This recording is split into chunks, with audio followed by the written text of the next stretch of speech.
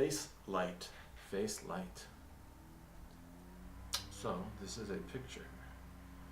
So this is around that time I'm like, what do I want to do? Go to college? Do I want to work? I want to be a writer. I think I'm actually having the intestinal fortitude to claim my career. I want to be a writer. I want to create a blog. I'm starting to draw more. I said I was going to draw these things as they come up, so let me see how good of a drawing I can make of this one.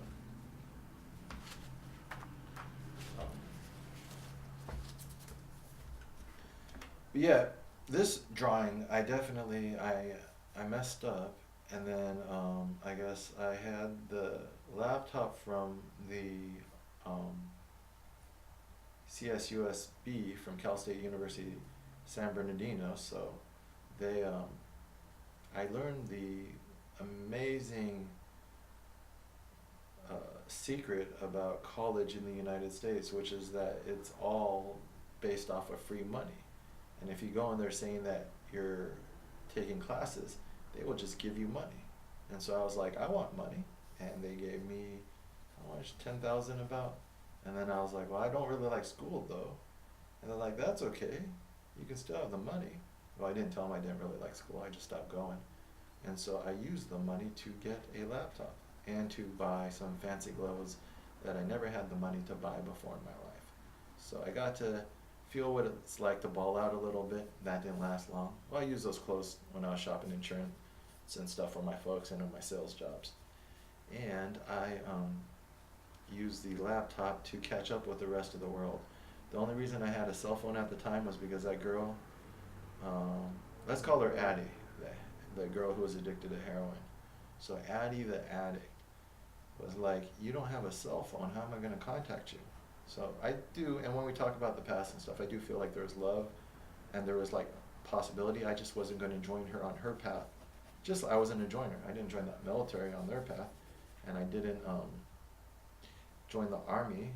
So heroin was the same thing. I wasn't going to fucking do that shit. I've always been kind of like softly judgmental of people, just like doing my own opinion, including the cool kids and the drugs that they were doing, as well as the sales jobs that I would constantly quit. So trying to create my own philosophy in life based off of first-hand experience. But that's why I got a cell phone, because of her.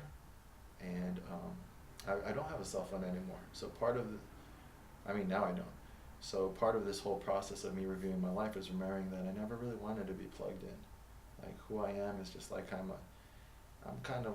I like my own company. I like my quiet. I like not being able to be reached, and I'm back into that.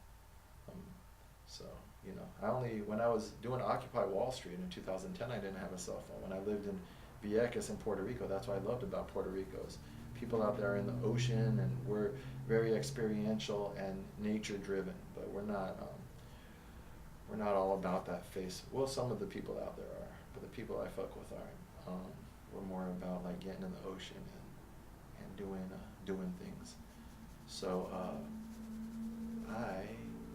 the reason why it relates to this picture is that I started like this picture, I messed up half of it, and then I was like, well, you know what, let me edit it a little bit. So I blew out half of it with the light, and then it actually came out pretty good. And so ever since I was in college, didn't really stick to college, but the tools I got in order to go to college allowed me to learn a little bit of photo video editing, and ever since then, later on I did some audio engineering too in order to make those audio mixes of speeches. So college let me do a little bit of journeyman like media editing. So that's, I guess, the good thing about college is I wouldn't have I don't know if I would have done that stuff if I didn't go to college. If I was just working, I would have just been a working dude. So that's not that bad. It's pretty close, right?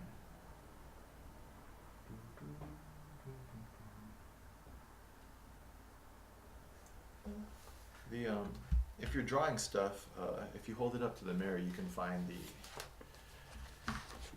the mistakes more easily, because when your eye gets accustomed to it, especially if you're spending an hour or some time on her work. And so when you hold it up to the mirror, now you have a fresh perspective and not stuff that's not symmetrical and everything. Why is drawing important? Music, the arts. I think aesthetics has to do with pattern recognition, symmetry, balance. Those minds also, I think, have an aptitude towards morality, justice. You would think, right? I think in metaphors, I think most storytellers do. This girl, Addie, who is on H, she told me recently when we were playing music, I've always loved her because she's the most musical person I know. And we were just making up songs these last couple months when I was staying with her and her boyfriend. But her boyfriend's not musical, so that's me and her thing when we're hanging out. Although he's starting to get on rhythm. We try to get him on the djembe. But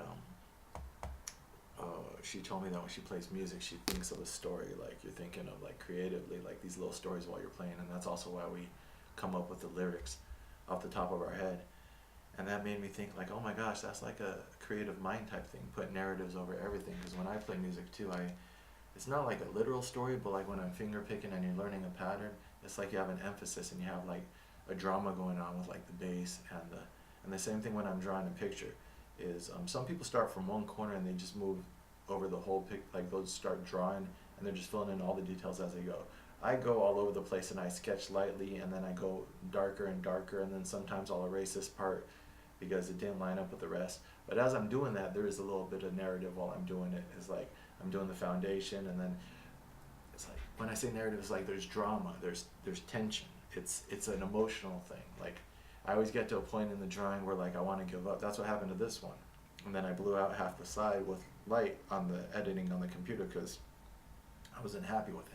But then it became something completely different, which is why I vibe with the Zen idea of like when they do their calligraphy or when you do like a Zen garden. It's part of it is chance and allowing things to happen organically. So when you're doing this, when I'm doing a drawing, the drama is that you might not complete it. It might not come out how you want it, and that's actually emotional investment. So you're in there, like it's like you're the artist is the worst critic. The same thing when you're writing, and so you're sitting there, you're like, how am I gonna pull this off? Or like, oh, this is shit. Or like, and it's like, some artists are super confident. I feel just from observation, maybe the same dialogue's going on in their head, but it seems like they just go out with such focus and intention. And then other artists, they go out and they torture themselves. I'm somewhere in the middle. I don't torture myself, but there's definitely, in anything that I've made that I really like and respect, there was a point at which I didn't know how I was going to get myself out of it. And that's the same thing with the chess games. My favorite chess games are like, I pulled the victory out of my ass. So it's this subconscious, like, greatness and beauty happens, but it's not so much intentional. It's a little bit of intention and a little bit of you could say luck or subconscious. And what I've started saying the last couple of years is soft intention. When people tell me about their plans, or when I'm planning stuff, or when you're creating art, like when I'm playing music and we're trying to come up with a song between a bunch of people and we're just jamming out, I'm like, soft intention. You throw stuff out there, you see what sticks, you keep that, you keep working. If you put too much intention, now it becomes contrived and forced. Too little intention, you don't get anywhere. So you just play, and then you hear a good melody, and then you keep that, and then you keep playing until you add layers to it. I've done that. Like we were tripping on acid in my apartment in New York, 2017 last year, and it was just my girlfriend at the time, and then her friend came from Mexico, and then I had 2 other friends over, so we had like 5 of us, and I just had a lot of. I usually with psychedelics I just have them around, and then if I'm not working that day with sales, it's like if I don't have clients, I take the day as a free day. It was one of those things. It was the summer, so everyone was around. I didn't have any clients, no work. I had a bunch of psychedelics, pass them out. We're all tripping now, and we have it on video. We had a really good jam session. I had like a little beat, and then someone was on the djembe, and then what else? Someone was also. We had 2 djembes going. I had a melodia, that thing that you blow into, and you're playing like.